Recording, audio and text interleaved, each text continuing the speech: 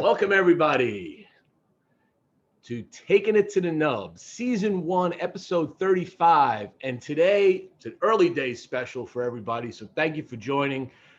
Direct from Paris, France, I've got Maya Selva from Maya Selva Cigars. And we're going to have a fun show today. We're going to talk about what 25 plus years in the business means in this hard to do business, especially in all the regulations and everything. So we're going to talk about that, and we're going to talk about the history of Maya Selva. So let me bring Maya in right now. Maya, welcome. Thank you. Hello. Look at the Eiffel Tower behind you. Is that like real? That's real. So it is sparkling, every hour it does spark. So you will wow. have sparkling stars just for Stoggies. You're going to make a lot of people jealous who want to go to France. You just sit there and look outside there and see that every day. People die to go see that. They want to get on a plane, which we can't, to go see that. So, my kids, when they see the Eiffel Tower, they're like E.T. They put the finger and say, home, home. So what are you smoking today? So today I was thinking to pick up a classic one, Connecticut wrapper, a Corona from Flor de Selva. It's more than 26 years old, it was created 26 years ago, last century. Wow. And are you drinking anything to pair with that? Think about pairing with some red wine. All right, so we're on the same page for the most part. I didn't have any cigars in my humidor because I smoked them and reviewed them, but I decided what I would do for this is plug my own. So I'm smoking a Boston Jimmie right here. This was something I made for my 60th birthday last year, and been ordering another batch now and then. So people like these, I like them. So they're Honduran. They're made in Honduras. So they must be good. Goes with the theme. And I'm actually drinking a little red vino too. Cheers. Nothing like 2:00 in the afternoon wine time. Well, wine is it always combined well, with cigars. It's a great association. Really. You ever do white wine with cigars or just red? Oh, with the Robusto Flor de Selva, I really like champagne, It's a white wine, some bubbles. It's fun. Nice. Okay. It can be fun. And it respects the aroma of the tobacco leaf. It's not too strong. It depends on the cigar you're smoking. Of course. A lot of people like to do their scotches. I'll do white wine with some light-bodied cigars. I like a good Chardonnay because you get that nuttiness, brings out the flavors. Well, for this bold one, I have this. This is what is this? This is I don't know. It's a mix of something. It's a product of France, and it's 70% Grenache, 20% Shiraz, and 10% Carignan. Bravo. So it's a blend. It's a nice It's like blend. A cigar. It's a blend. Yeah, it's like a cigar. Let's get into that for a moment. So you're celebrating 25 years. You have been in the business of cigars, founding your brand as a woman that was a trailblazer in all of this in Europe. Talk to me a little bit about that journey of yours over the last 25 years, how you got started and where you got it to today. Okay, so the first thing was the motivation about, missing my country, missing Honduras. So I wanted to find a way to connect both sides of the Atlantic. And cigars, since Honduras has such a knowledge about cigars since more than 1,500 years, it was like when I found out that here in France, you only had cigars from Cuba, I saw it as an opportunity. I said, well, maybe this makes sense to come with a cigar made in Honduras. Honduras was a totally unknown. People did not even know where it was positioned on the planet. They were saying, well, okay, maybe Africa, Middle East. And they didn't realize that it was as simple as in Central America. And they didn't know that we had such a tradition of tobacco. Didn't know that we took profit of all the knowledge of the Cubans that were running away from the revolution, that transformed this tradition into an industry. And so it was a fun journey because I was not really speaking about my brand, I would say. I was speaking about the story of cigars and from where the tobacco comes from. And I was talking about Honduras. So I just loved it, really loved it. And then through the journey, I don't come from a family, tobacco family. I'm a city girl, so not from the countryside, and from farms or things like that.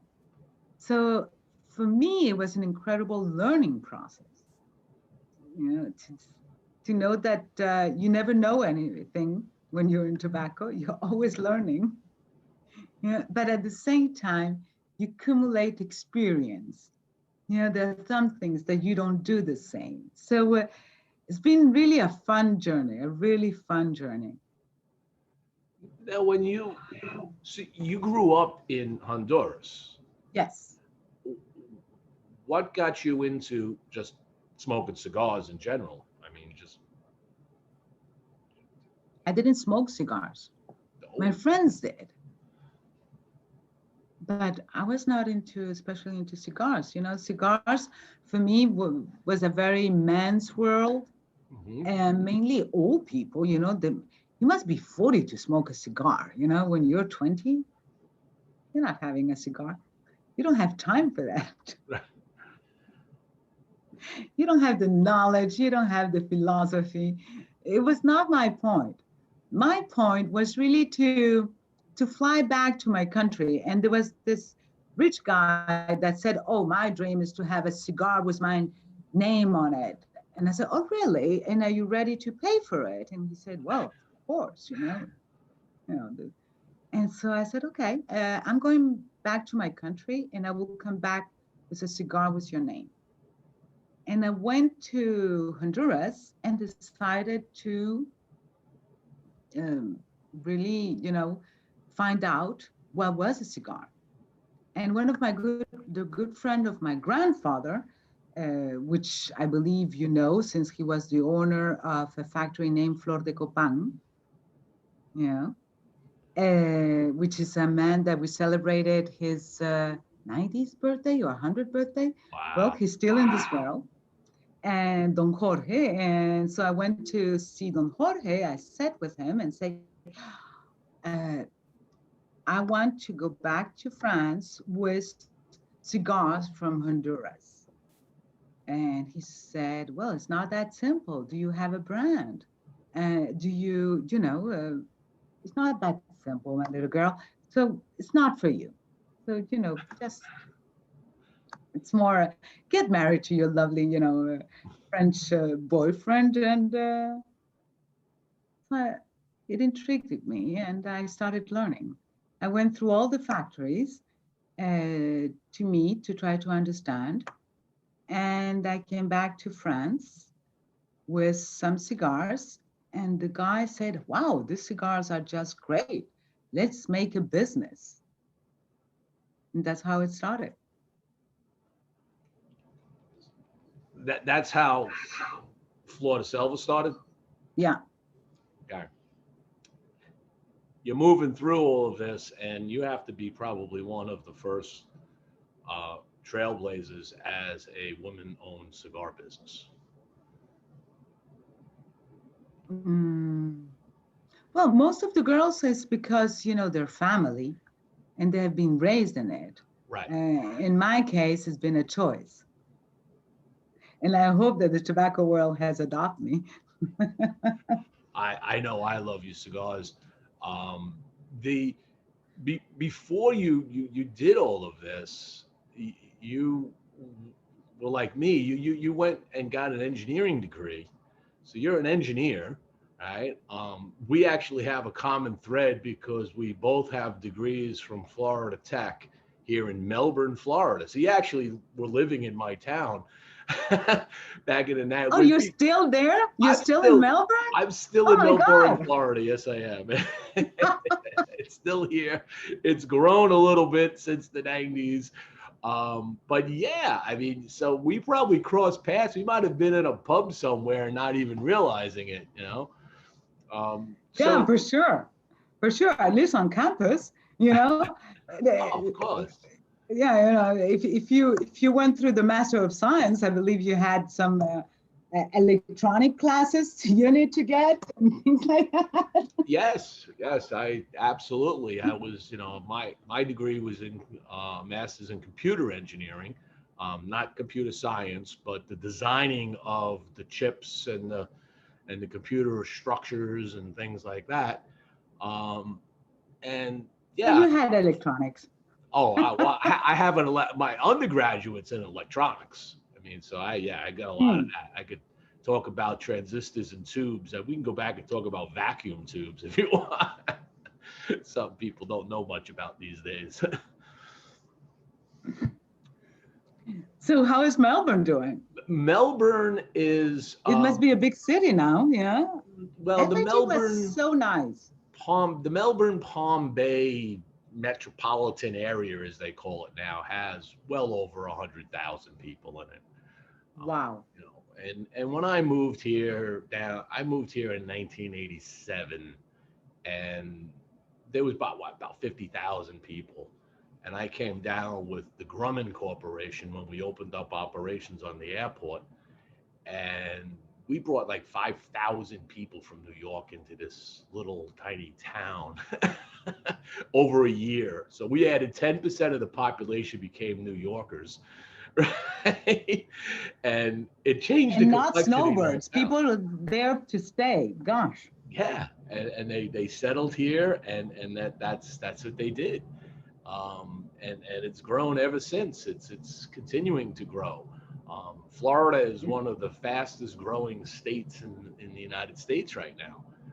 Everybody's retiring. They all come. I came here early. Right? I came here when I was 24.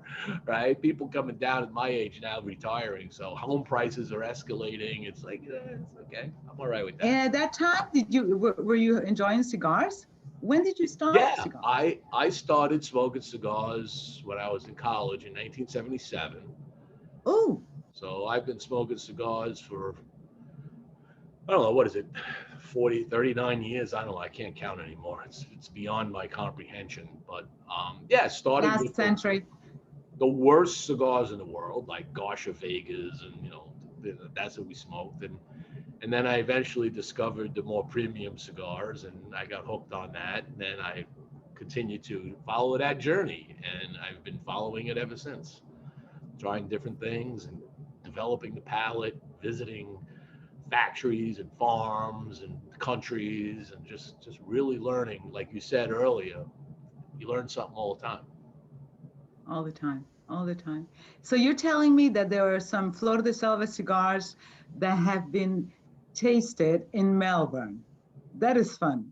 That Absolutely. is just incredible. Absolutely. Matter of fact, we put out a sort of review we did on the Villa Zamorano. Okay, which Mm. by the way, congratulations on getting best Honduran. That cigar, it's a bold looking cigar. It's got bold branding, and you were aptly rewarded for that. That was a fine cigar. I think we gave that a 92 rating. Um, 92. Wow. Thank yeah, you. I really enjoyed that cigar. Um, and I think I smoked a larger ring gauge, but I'm more of a smaller ring gauge. I get more into Toros, but I think I had the bigger one that I got at the show with you. Um, A Soberano. the sober, yes, exactly, yes, that one, that was it. So, but congratulations on that. You've been making waves all the way through. You've been getting lots of good awards over the years. How many different blends you have now? We're working on 28 blends. You know, one of the specificity of the house is that if you get into, the Villa Zamorano, in Villa Zamorano, you have 7 sizes, but you do have 3 different blends. You know, if you take the espresso, it's really short and full body, really quite strong. You know, if you take the Robusto or the Churchill, then you're still in the full body characteristic, but the blending, the proportions are different. So what I like in cigars is really the blending process, you know, and to try to find this balance between the size, the diameter, and the proportion of the tobacco that you're using. So in Flor de Selva, you have more than 8 blends, different blends, even if we have 14 sizes. So it's like 8 different recipes, and same for Kumpai. So the game is that we have few cigars, I will say. We have like 3 main tone, but inside each family, we really change on the recipes to highlight different facets of that, identity. So when you blend to for a particular blend, a particular line, do you try to blend that so that each ring gauge has a similar profile, or are you blending it so that they each have kind of a different profile? Different profile, different profile, but same strength, you know? Mm. If you go into Flor de Selva, you will have an evolution of strength between the Siesta is stronger than the Robusto, but the Doble Corona is as strong as the Robusto. When we talk about cigars, usually you talk about the strength, the aroma, and all the, I would say how you could call that, the density of the cigar, if it's dense or not. And The texture of the smoke is what you said. yeah, the texture, Right. Okay. the texture, it's, and so if I use the same frame, I use, the tobacco from Jamastran Valley, for the Flor de Selva, using tobacco from other valleys from Honduras. I really play on strength and highlight some aromas. Some are more spicy, than others. Some are more like burn, like coffee burn, torrefaction, and some will be more easy smoking. The Robusto Flor de Selva is an easy smoking cigar. Mm. It will not aggress your mouth. And if you pay attention, it's really pleasant and you have aromas. It's like easy music. If you pay attention to the words, sometimes they are meaningful, It's not like That's how Rafael Nadal would describe it, right? No, he's a composer. He would say definitely the same thing. Uh, So blending is that, do you want to put more pepper, make it more peppery, or do you want to make it more sugar oriented or more vanilla? And with the nature, what is incredible in tobacco is that, each tobacco leaf has its own characteristic, and you play with the blending, and that blending offers so many options, and what do you want to offer? What do you want to, so for Flor de Selva, we want it to be woody, peppery, and depending the size, more or less strong, but never full body. That's not part of Flor de Selva. If you want a full body cigar, come to Villa Zamorano. Villa Zamorano can be really full body, And then Kumpai is really more volcanic cigar. It comes from Nicaragua, tobacco from Nicaragua. So it's more full, dense, And you play with it. And that is the fun part. It's really interesting. Do you have a favorite leaf you like to work with? Favorite? Leaf, for favorite tobacco leaf?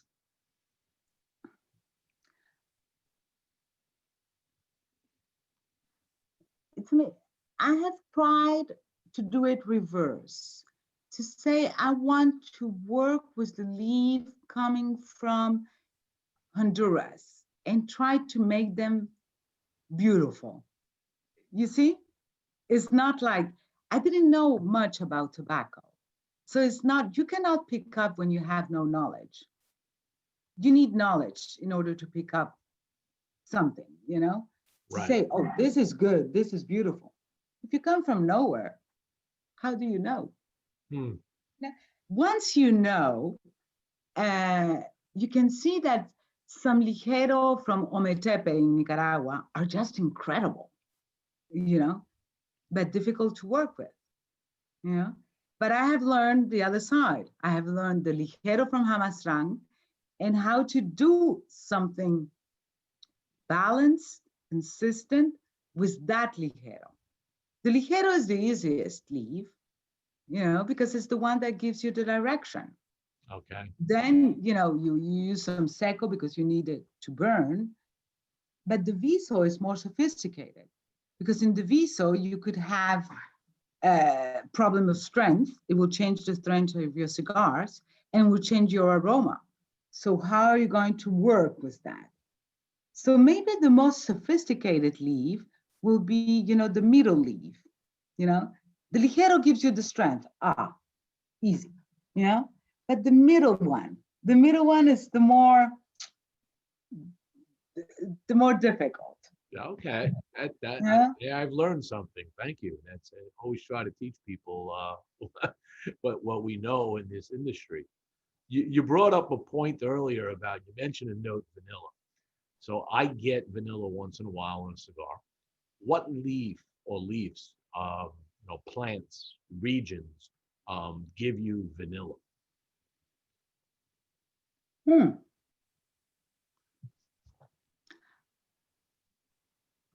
It won't be a flavor I will find in Honduras. You know, I will find the vanilla in tobacco coming from lowland, very low altitude Mhm. and very sandy. Uh, Okay, you know, I would say that the vanilla will be more characteristic from tobacco coming from that kind of land. You know, interesting. you know, but it won't be the main thing that I find in tobacco from Honduras Right. Then you're gonna get a more earthier on and the natural ground level. I would say Mhm, mhm. no, that will not be something characteristic on a natural side. We just do with natural leaf. We don't add. You know? No, of course not. Okay, this is the beauty. The beauty of this, like you said, it's like creating a symphony. Or if you like to cook, you got all these ingredients in front of you, and you know what they are. You go in your spice cabinet, you know what each of these different spices would taste like. It's like the leaf. Okay, I know this is going to give me this, and that's going to give me that. And sometimes when you blend it together, I'm sure they don't always equal what you thought it would be, right? And you're like, what did I miss here? Or why did that not blend as well as I thought it would with that, right? That's the learning process. And that's what experience and time, and nobody can take it from you, and you cannot take it to anybody. I think about a guy in Honduras named Maximo Trujillo. He will make jokes with me, and I will say, "Oh, let's say this and let's say that," and like, he said, these two do not work together." I said, "Why?" No, technically they should work. You know, technically the theory was brilliant, you know, but the practice was really not good at all. Well, I had I know when I created this cigar, this Boston Jimmie, I had contacted a friend of mine that works with a factory and a farm down in Honduras, and I only needed like 100 of them. So I needed somebody who could do a very very small batch of kind of giveaways at my birthday party. But I said, here's what I want. I know I want a San Andreas wrapper with a Sumatra binder. All right. So I want to get that sweetness coming in from the Sumatra. And I want Ometepe and Jalapa fill. All right. Wow. So So that's what Mexico, Indonesia, Mexico, Indonesia, Nicaragua, Nicaragua, and Honduras. and Honduras. Wow. That's That's what an this is. international blend. Yes, that's what this is. And then I didn't have time to go back and forth with them to taste the blend, to check it out, get it. So I said, here's what I think this should have in it. I expect some spice, and I expect some fruit. I expect sweetness. I expect a hint of chocolate coming in, okay, and some earthiness. And I left it to them. I said, that's what I think this should have in the cigar. So you all go figure that one out. If you got to test different ways of the recipe to get that to work, have at it. And I don't want this to burn off, okay? I want it to have a nice, clean burn. I never want to touch the cigar up again once I light it. And you know what? They delivered on that. For 100 cigars, they delivered on that for my birthday. And I've ordered another 100, and I have another 150 coming in next month. And they're all giveaways. You can't buy them. Everybody wants to buy them. I say, no, I just give them away. I raffle them off, hand them to somebody if I see them. It's just kind of my calling card. It says Boston Jimmie, circa 1959. But I had fun with that. I had fun that I blended something. At least I said what I wanted. I didn't actually do physical blending, but I said what I wanted. And I felt good that when I was done, I was kind of right. That's what the cigar gave me. So I feel good. I actually. So you have a beautiful team to make your cigar. Yes. You leave it to the team. You know? that is the secret of the thing of what you're doing, that the people with whom you're working are really knowledgeable, and they know what they're doing. Bravo. Congratulations. I got to take a quick moment here to I have a couple of sponsors I have for this show that I got to call out because they help pay for what I do here. So I'm going to quick share the sponsor show here. So today's show is brought to you by FrontlineCigars.com. Frontlines are cigars with a purpose. Percentage of all of their sales go to help the Heroes Foundation, which is a 501c charity dedicated to helping the injured and sick first responders and military personnel. If you want to check out Frontline Cigars, you go to frontlinecigars.com. Our second sponsor is Tarazona Cigars. Tarazona Cigars, they like to do it with passion. Every box, every cigar is done with passion, properly rolled, properly organized. Tarazona Cigars is a Tres Cero Cinco production. You can go to www.tarazonacigars.com and check out their craft. I want to thank our sponsors every week. Without them, this show is hard to do. Give that plug. It's important. So you're back. Now that you've gone 25 years, do you have an anniversary cigar? Are you celebrating this year? Yes. We did roll a special cigar for our 25th anniversary, but with everything going on, we're going to launch it next year. So and not this year. Something special coming at the show? Yes, absolutely. Absolutely. And we call it 25 plus 1. 25 plus 1, because yes. We're forgetting about you. Well, you could technically call it 25 if you just take the year 2020 and just throw it away, because we want to forget this year, right? It never existed. We get That's through it. and, it was 2020 is a leap year, so we could just say we just leap to 2021 and just forget about 2020. I agree on that. There you go. You know, whatever. So you're in quite a number of countries in Europe. Are you also in Asia and other continents?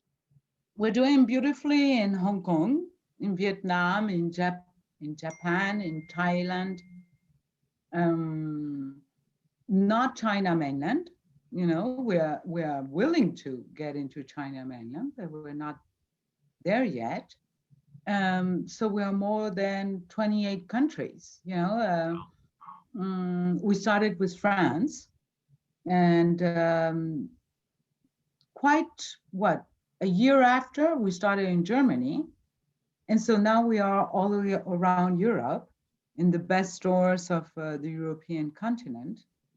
And in 2015, you know, we opened an office in the United States. But we were in the US in 1996, 1997, during the cigar boom. So it's like a comeback, you know, coming back to the US and seeing the US is one country, but a lot of markets, a lot of different markets and different way of attachment to cigars and to tobacco. You know, the south of the United States has a great knowledge of cigars. In Florida, you can have all the cigars from the world. Yeah. Very easy. Yeah. You know? Yeah. You're quite spoiled, I would say. Yeah.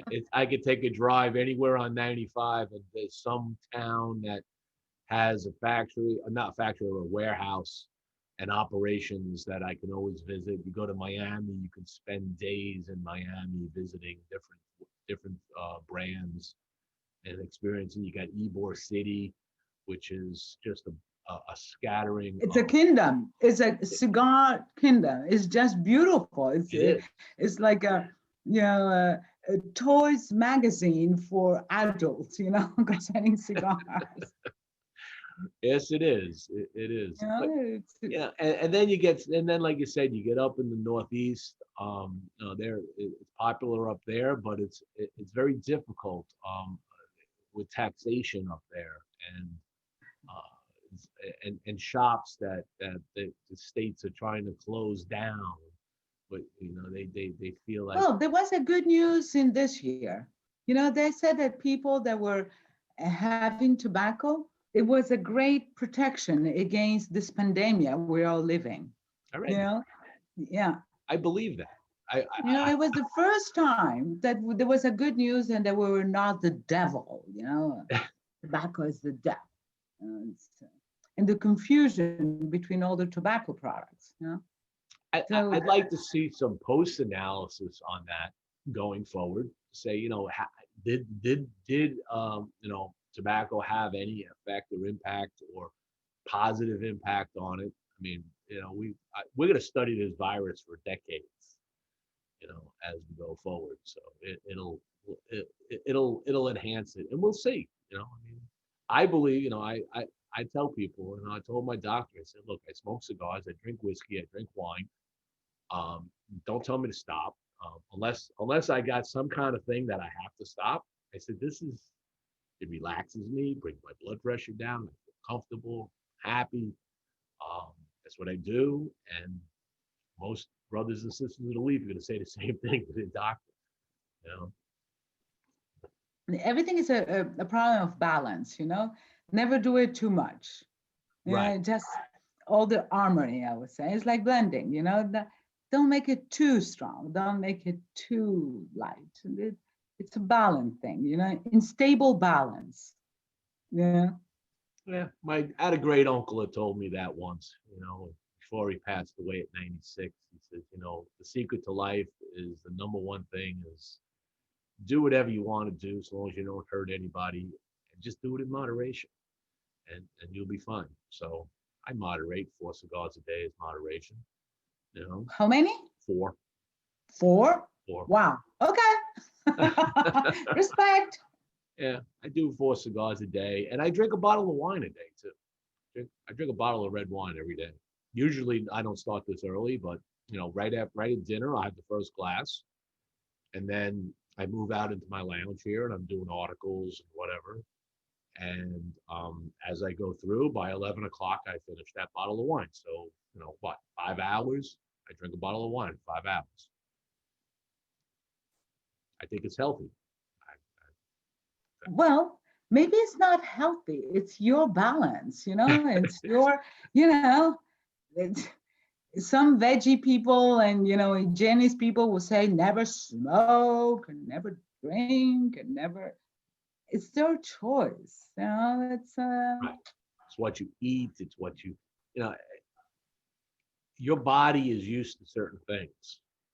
And unless, like I said, unless there is an ailment that is really affecting you, um, that you have to stop in taking certain things, it's fine. You know, I have longevity in my family. That's, good people, genes, good I think genes. I do. That is fun. That is a great, asset to have. Yeah, it's Really. good to look at it and say that most people in my family, most of my ancestors, even going back to you know generations, years ago, they passed around 86, From 90. where they come from? From where you come from? So I have a mixed heritage. So on my father's side, he's Italian and Irish descent. So 1800s was the Italian man. My great grandfather married an Irish woman, and kind of just progressed like that. And most of the family line from that point forward, kind of most of them all married Irish women for some reason. That's what they did. And then on my mother's side, excuse me, on my mother's side, this goes back to France. They were the first French Huguenots to land in America in the 1600s. Wow. And they worked their way up into the Hudson Valley, up in New York, in an area that's it was known as Peenpack, New York, but it's right where the New York, New Jersey, and Pennsylvania border hits along the Delaware. They settled that whole area up there in the 1600s. It's a beautiful area. It is. And So they that's were why you from, like wine. You know about wine. yeah, yeah, they did that. And they actually came, the French side came from a little hamlet just south of La Rochelle on the west. La Rochelle. Yeah, it was Yes. just south of La Have Rochelle. you been there? Yes, I did. I went a couple of years ago. My wife and I went to Beautiful. France. We spent most of the time in Paris, but we took the train over to La Rochelle, and I rented a car and I drove down to this little hamlet called Moes. I think I'm saying it right. Might be saying it wrong, but it's a little hamlet about maybe 20 kilometers, 30 kilometers south of La Rochelle. And we walked around. I saw the church is still there, where a lot of my ancestors were, baptized in.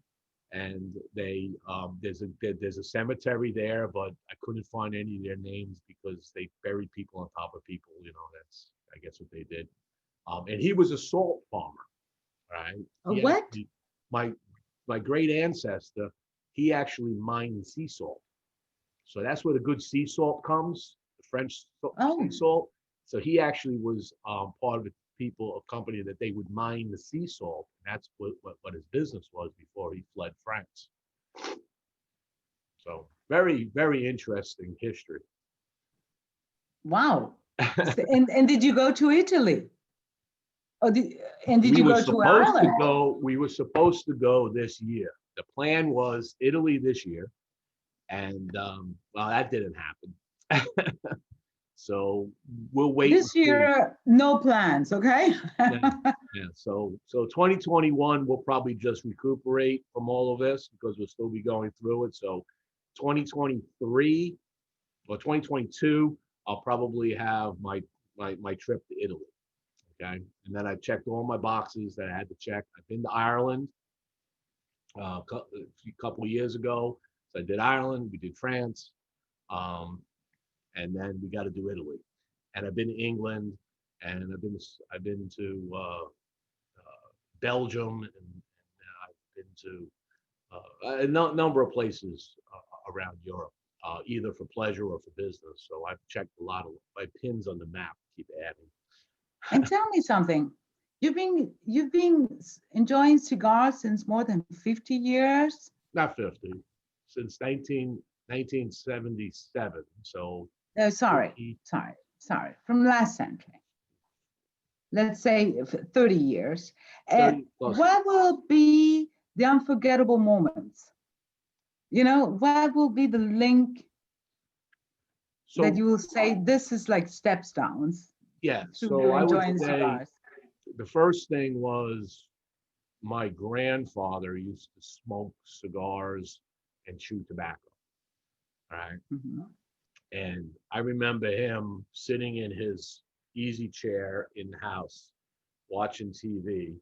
And he actually had a spittoon, all right, where you spit the tobacco out. But the Mhm. spittoon was not in front of him, it was literally 6 feet away from him. And it was a little game for him that he would chew his tobacco and then he'd spit it and he'd hit that and it would go ding, ding.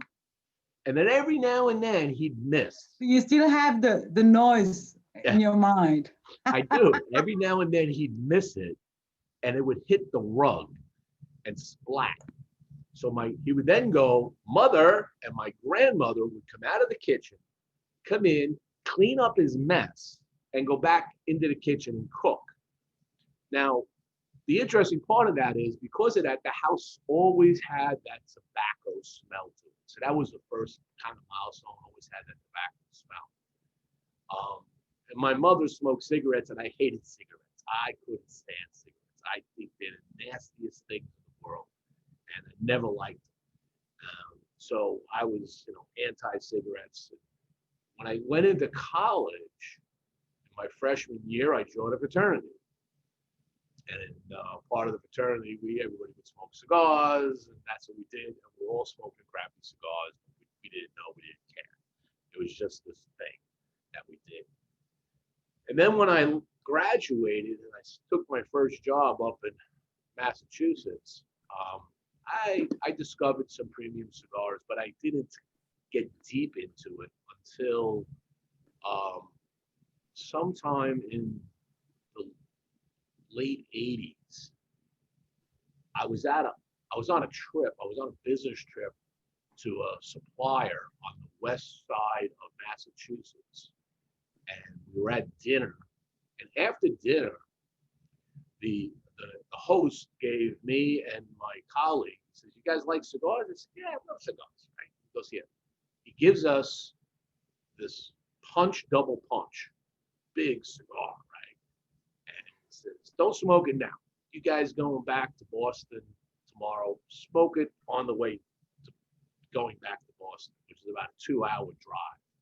Well, the two of us that next morning were smoking that cigar, and I'm like, wow, this is a really nice cigar. And everything started clicking at that point. It was like, man, we got to find it. Now I'm on a tear now. Now it's like, I'm going to try all different kinds of cigars. I'm going to look at everything I can find and learn about this. That was milestone 2. And the next milestone was the same colleague and I decided we were going to start a localized cigar magazine in the mid 90s, right? In like 93, and we called it Central With Cigar Aficionado, those are the beginnings. Right after Aficionado came out, we would say, well, why don't we create a regional one just for the area, small, right? And we called it Central Florida Cigar Smoke Magazine. And we put the whole thing together, and we had this advertising portfolio. We showed sample articles we were writing, and we figured, back then you could smoke anywhere, smoke in bars, smoke in restaurants, and this is Florida. So we said, this should be easy. We should be able to sell advertising. So we started walking around trying to visit different restaurants and that we know people smoke cigars. And they're like, who are you? And why would I advertise with you? And what's your distribution? The distribution was free. It was a free magazine. It was going to be like, they would put everywhere, right? And we had good distribution model set up. Couldn't get any advertising, so the whole project failed. But the concept was good.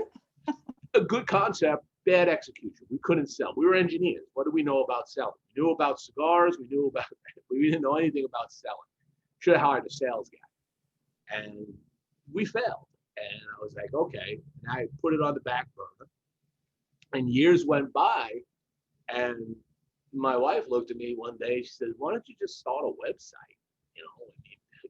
I always had this dream. And she's like, start a website.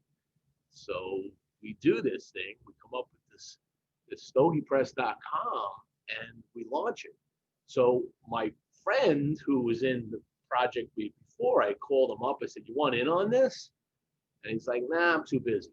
I said, come on, man, it was our dream. We could do it now. Nah, I'm too busy. Things go on. Suddenly I get, I'm starting to get samples of cigars. I'm saying, look, man, we get samples. I can send you some samples. We can smoke them together. Nah, I'm too busy. And then advertising started coming. And I call him. I said, look, man, there's revenue. I give you last chance here, man, because I could use a little help. And you're the right guy. And he's like, nah, too busy. I said, okay, forget about it. You're done. So then we marched into that mode.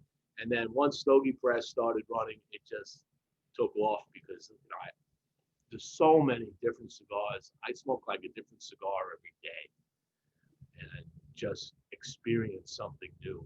It thrills.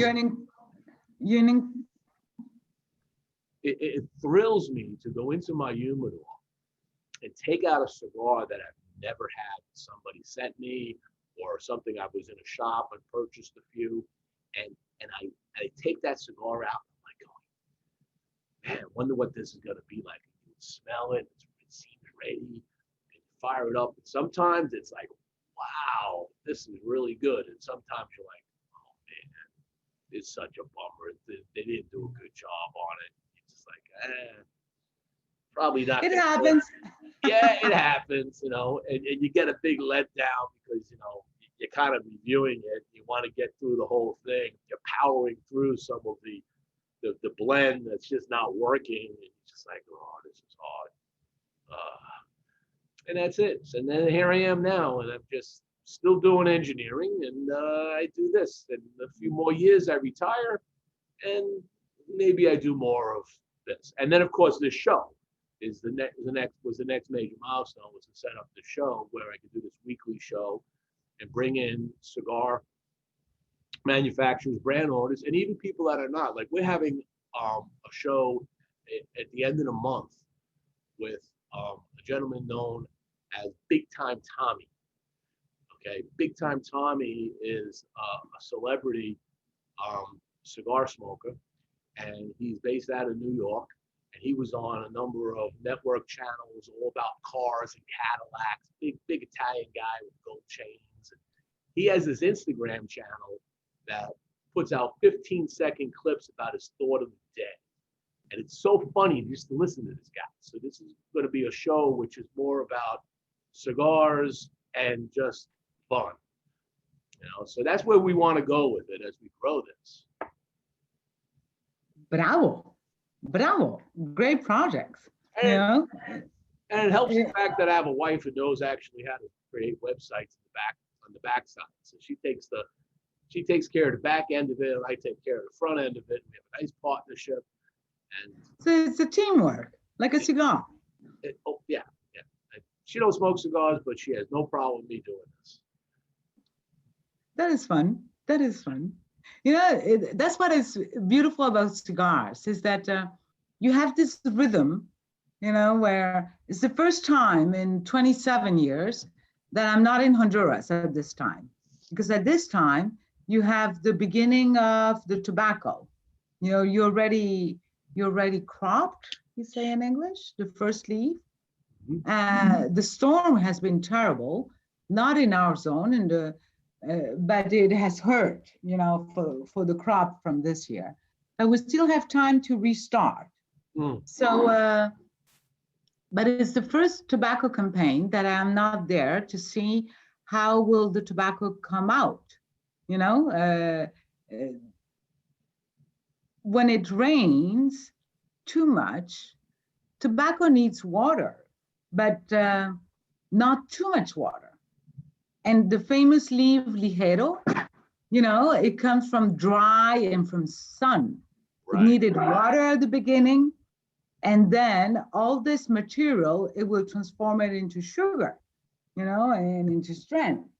So to have good ligero, this year will not have good ligero, Mm. you know?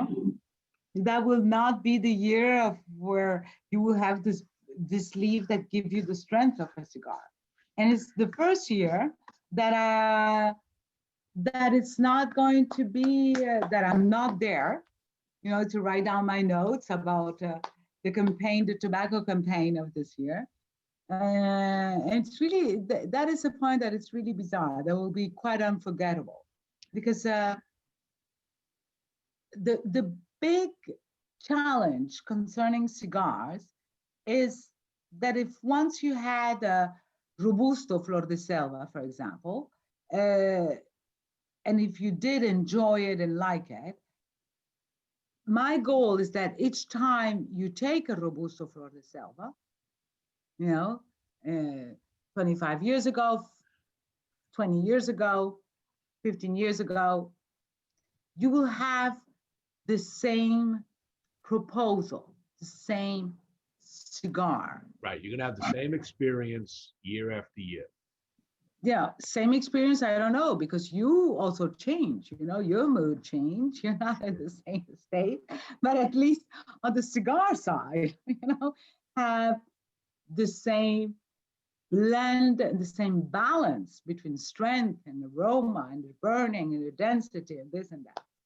And that is the beautiful challenge about making a cigar brand, And the only way to maintain that is to be linked to all this agricultural process, to the years that are never the same, and to the people that help you to make it happen.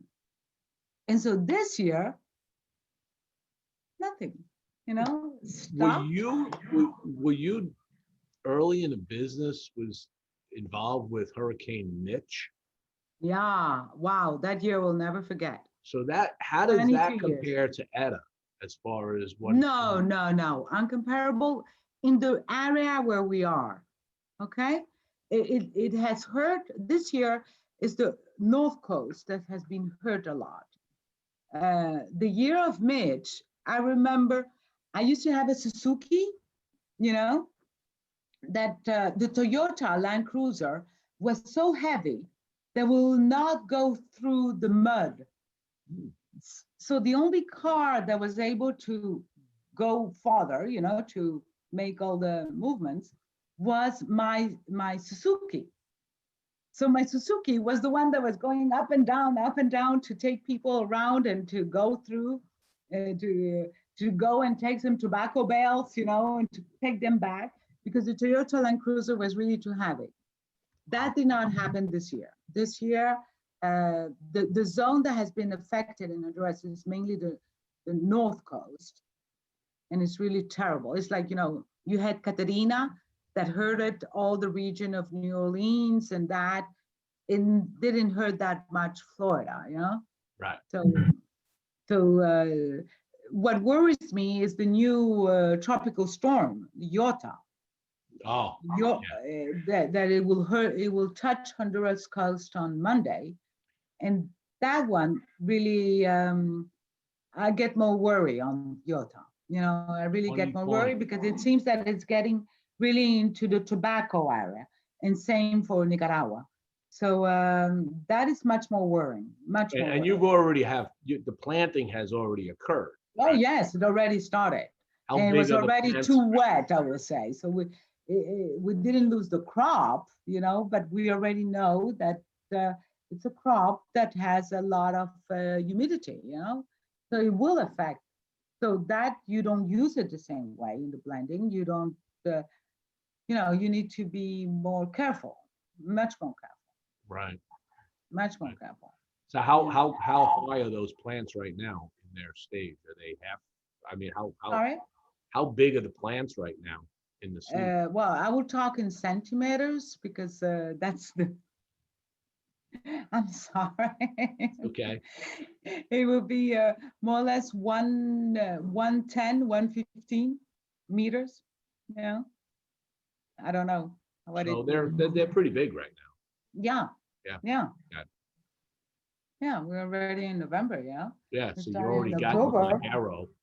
The Yeah, Lajero leaves are pretty much there by now. Yeah. yeah. Interesting. So it's a bizarre year, also for the raw material. For the tobacco itself. Right. So we'll see what happens on Monday. Monday will be a big day. It's like the year of the storms this year. Just they're not stopping.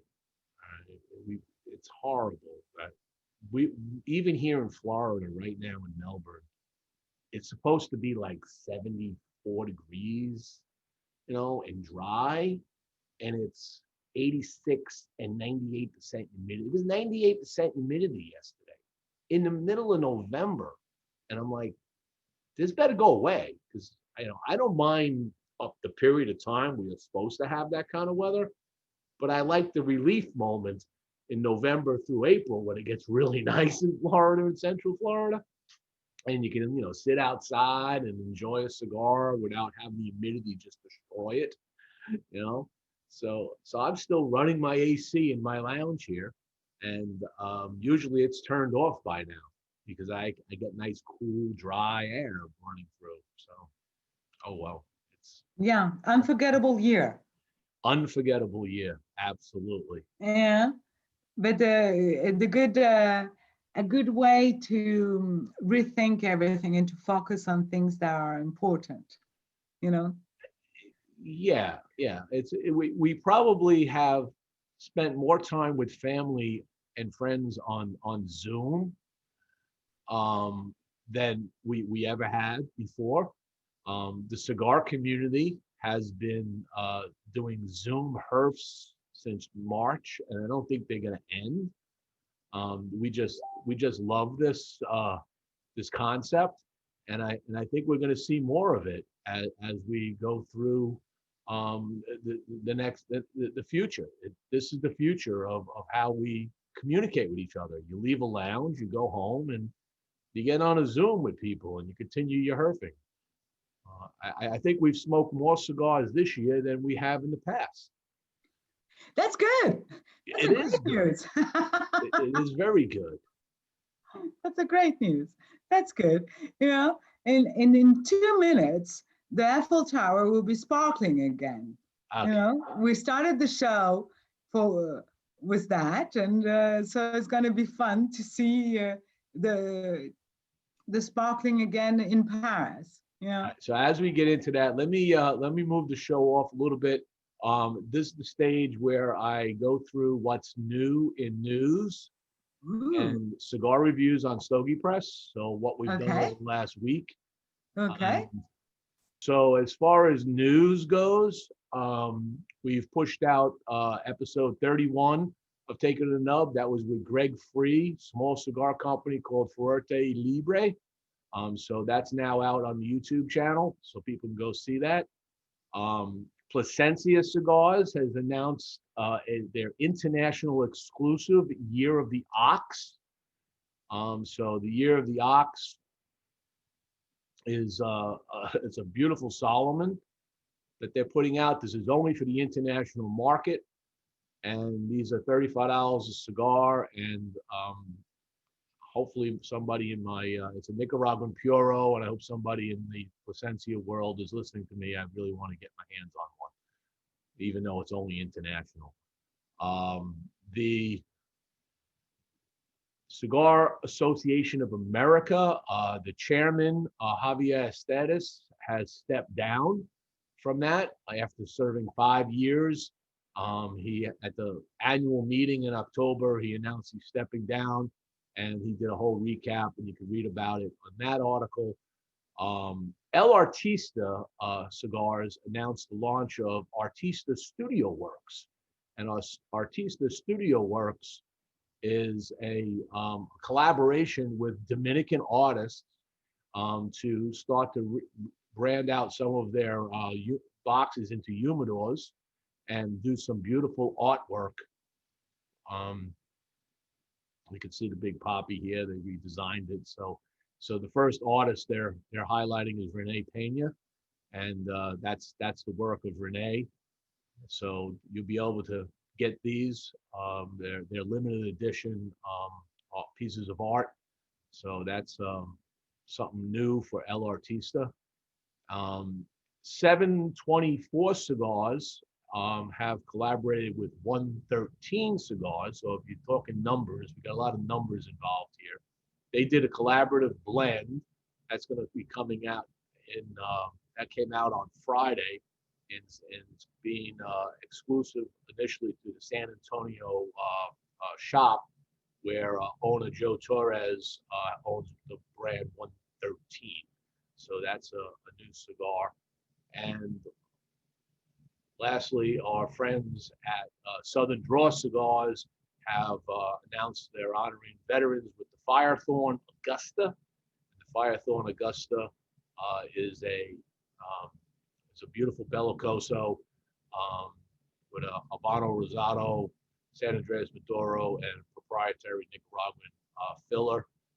They come in these really cool packages, and they redesigned this whole package to reflect veterans and such. And the first 1,000 bundles of these were available on November 11th, and they're eventually pushing to do, I think, 50,000 of these. So that's a new thing from Southern Draw.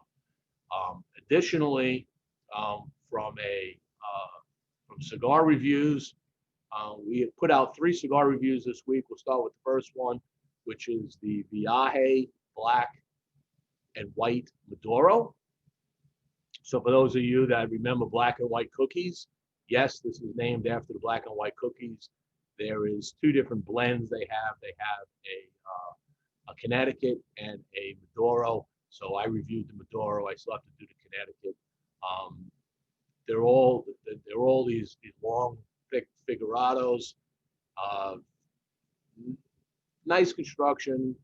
The burn had a little bit of an issue on it, and a kind of a flaky ash comes down. Flavor-wise, need a little off burn there.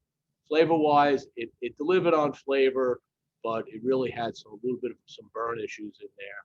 So that's what brought it down to a rating of 90. We also looked at a company called Beretta Cigars. Beretta Cigars, I reviewed one of these, the Habano, a few weeks ago. I touched on the Maduro. These are really, really nice cigars coming out. This particular one is a San Andreas Maduro with an Indonesian and Nicaraguan filler. I think they took my blend. It's a similar blend. No wonder I liked it. But very nice cigar, very well constructed. Had a very nice burn, decent burn cone on it. Came on down. Really, with this one, there was just a mild burn. It did get a little squishy in the barrel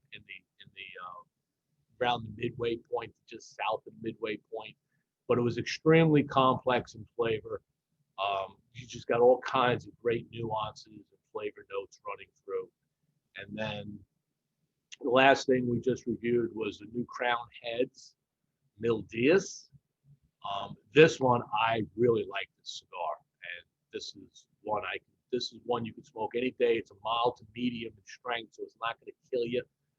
You can have this at breakfast. You can have this in the afternoon. You can have it late at night. This is one where they collaborated with Tabacalera Preciado in Nicaragua. So the 2 of them have been working on these collaborations. It's an Ecuadorian Habano with a Nicaraguan and a multi-country filler from Nicaragua, Peru, and Costa Rica. 4 different patolas. These are some that I actually purchased. I have this thing where I'm taking all my travel budget that I normally spend to go to Vegas for the shows, and I'm taking it and I'm calling up different shops around the country and buying cigars to help keep the lights on. That's my mission for 2020, to help people out. So I bought about 5 of these. I smoked through 3 of them for this review. This is just a beautiful. This is like an elegant cigar. I mean, it really had a terrific burn. There was just a little wave in the burn. Because I have to be honest, I have to take a point off for that. It's the only thing they lost. And then just consistent across these samples, it was just spectacular cigar. Well worth the rating. So if you haven't tried the Mil Diaz, this is one to get your hands on. So those are the news and reviews on Stogie Press for this week. So Maya, Great job. It's been awesome. I'm not sure how many people have been watching. We are doing it at 2 o'clock in the afternoon on my time, which is usually I do it at 7. I get a bigger audience. This is going to obviously stay up on Facebook. People do come in afterwards and watch this. We will post-produce this. It'll be archived on my Stogie Press YouTube channel. And when I do that, I'll send you the link. Push people out if they want to go see the full post-produced show. And we'll just clean it up. I'll spotlight you at certain points, and you'll see transitions. Great job. So, impressive. I want to thank you for taking the time on your evening with your Eiffel Tower. I know my wife wants to get back there. She keeps saying we should move. More than welcome. More than welcome. One day we will be sitting here sharing a cigar. The next time, well, when I look at that tower where you are, I think I've been on that street because I kind of recognize the dimension of the tower and where you're at. So I remember walking down as a side street that you walk down, and suddenly when you turn down the street, boom, there's the Eiffel Tower. Boom. Cheers to the cigar world. So thank you for joining. Thank you, everybody. Well, thank you. Thank you for inviting.